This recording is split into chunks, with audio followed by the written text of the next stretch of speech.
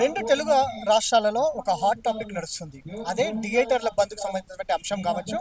దాంతో పాటుగా తెలంగాణ రాష్ట్రంలో ఎమ్మెల్సీ కవిత పార్టీ పెట్టబోతుంది అనేది కూడా ఊహాగానాలు నడుస్తూ ఉన్నాయి. దీనికి సంబంధించి మనతో పాటు మాట్లాడడానికి నటి నాయకురాలు కరాటి కళ్యాణి గారు మనతో పాటు ఉన్నారు. వారితో మనం మాట్లాడించే ప్రయత్నం చేద్దాం.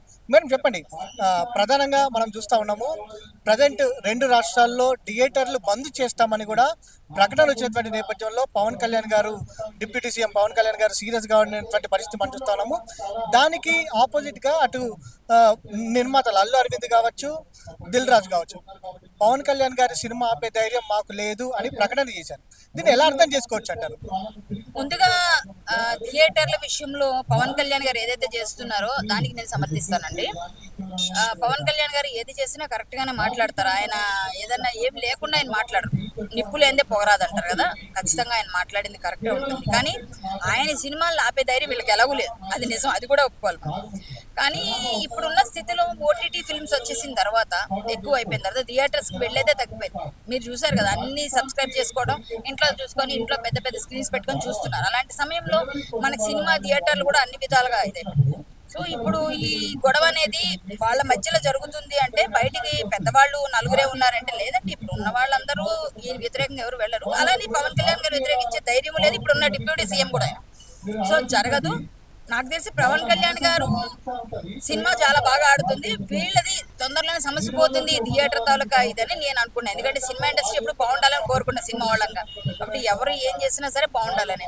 పవన్ కళ్యాణ్ గారి మాటలకి సమర్థించాల్సిన పరిస్థితి ఉంది అక్కడ చూసిన వాటి బట్టి. ఇటువైపు వీళ్ళ వైపు నుంచి కూడా వాళ్ళు చెప్తుంది నిజమే. కొంతమంది ఉంటారు వ్యతిరేకించే ఆయన సినిమాని ఇప్పుడు ఏదైతే మన ఆయన చేస్తున్న సినిమాని రిలీజ్ కుంది దాన్ని ఆపేస్తారని అంత సీన్ లేదండి. ఎవరు అంటే ప్రొడ్యూసర్లు కూడా దిల్ రాజ్ నాకు సంబంధం లేదని అంటున్నారు, మరోపక్క అల్లు అరవింద్ నాకు సంబంధం లేదంటారు. దీన్ని ఎట్లా అర్థం చేసుకోవచ్చు? ఎవరి కాళ్ళు తప్పించుకుంటున్నారు అంతే. ఎవరి కాళ్ళు తప్పించుకుంటారు, ఎవరికి పని. ఇప్పుడు ఎవరి మీద ఎవరు వేసుకుంటారండి? నన్నే అంటున్నారని ఆయన గుమ్మడికాయలు దొంగ అంటే బుజాలు తడుకున్నట్టు ఉంది ఇక్కడ. ఇప్పుడు మీరు అని ఆయన చెప్పలేదు. సో ఈయన ఏంటంటే ఇప్పుడు ఈయన ఇలా మాట్లాడితే నా మీదకి వస్తుందేమో ఈయన ముందుకు వచ్చి చెప్తారు, నా మీదకి వస్తుందని అట్లా ఎవరికి వాళ్ళకి వాళ్ళే చెప్పుకుంటున్నారు. సో ఇది సమస్య పోతుందండి, తొందరగా సమస్య పెద్దలందరూ పరిష్కారం చేసేస్తారు.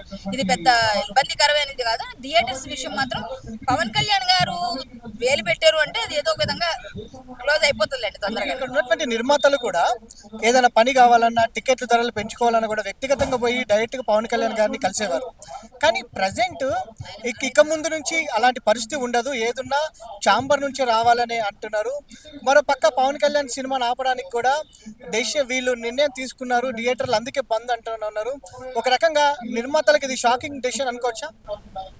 ఒక విధంగా నిర్మాతలు ఆలోచిస్తారు నెక్స్ట్ సినిమాలు తీయాలి అంటే ఇలాంటివన్నీ పరిస్థితుల్లో ఏం పరిస్థితి అనేది ఇప్పుడు అన్ని విధాలుగా ఇబ్బంది పడతారు కదా నిర్మాత అని ఆలోచిస్తారు. ఇది ఒక విధంగా దెబ్బ పడుతుంది. కానీ సినిమా థియేటర్స్ ని ఆపడం జరగదండి.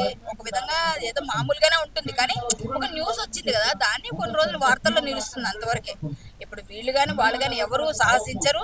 అలా అందులోని పవన్ కళ్యాణ్ గారిని కలవలేదు. డిప్యూటీ సీఎం అయిన తర్వాత అందరూ వెళ్ళి కలవాల్సిన పరిస్థితి. నిజంగా అయితే వెళ్ళి ఆయనకు ఒక బొకే ఇచ్చి ఆయన సన్మానించి, అయ్యా మీరు ఇండస్ట్రీ నుంచి ప్రాతినిధ్యం వస్తున్నారు, మీరు ఇంత మంచి పొజిషన్ వచ్చారని అందరూ వెళ్ళి చేస్తారు. కానీ ఆయన కూడా బిజీగా ఉండడం, ఈయన వెళ్ళి వీళ్ళు ఎవరు కలవకపోవడం, ఇదంతా కలిసి ఊహాగానాలు అయినాయి అంతే. అంతకుమించి కుట్ర కాదులేండి, కుట్ర కాదు, అక్కడ పరిస్థితి ప్రభావం అంతే. కుట్ర ఆయన ఎవరు కుట్ర చేయలేరు. ఆయన మీద కుట్ర చేసే అంత ఓపిక అంత ధైర్యం ఎవరికి లేదండి. ఓపెన్ గా చెప్తే తనిఖీల గురించి అవును చెయ్యాలి, చేస్తారు కూడా. ఎందుకంటే చేస్తే మంచిదే కదా. ఒక విధంగా దానిలో ఏమున్నా లోటుపాట్లు తెలుస్తాయి కదండి.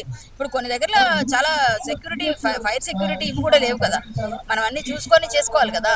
మొన్న జరిగింది కదా ఇక్కడ థియేటర్లో అల్లు అర్జున్ గారి మనం చూసాం కదా, తోపులాట ఆ టైంలో ఆ లోపలికి వెళ్ళేటప్పుడు అంతమంది ఒకేసారి బెలబెలమని వస్తే ఇబ్బంది కదా. సో దానివన్నీ కూడా అన్ని విధాలుగా కూడా దాన్ని చేయడం మంచిదే ఒక విధంగా. ఇలాంటివన్నీ మనకి మంచిది, ప్రజలకి మంచిది. రేపు పొద్దున ముందు ఎవరైనా థియేటర్స్ కానీ ఎవరైనా సినిమాలు తీసే వాళ్ళు కానీ ప్రొడ్యూసర్స్ కానీ అందరికీ కూడా ఒక అవగాహన వస్తుంది. దానికోసం ప్రయత్నించారు.